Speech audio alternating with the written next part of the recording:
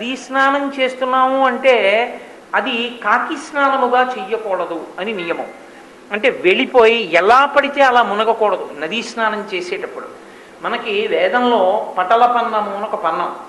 ఆ పన్నం మనకి కొన్ని మాటలు చెప్తుంది.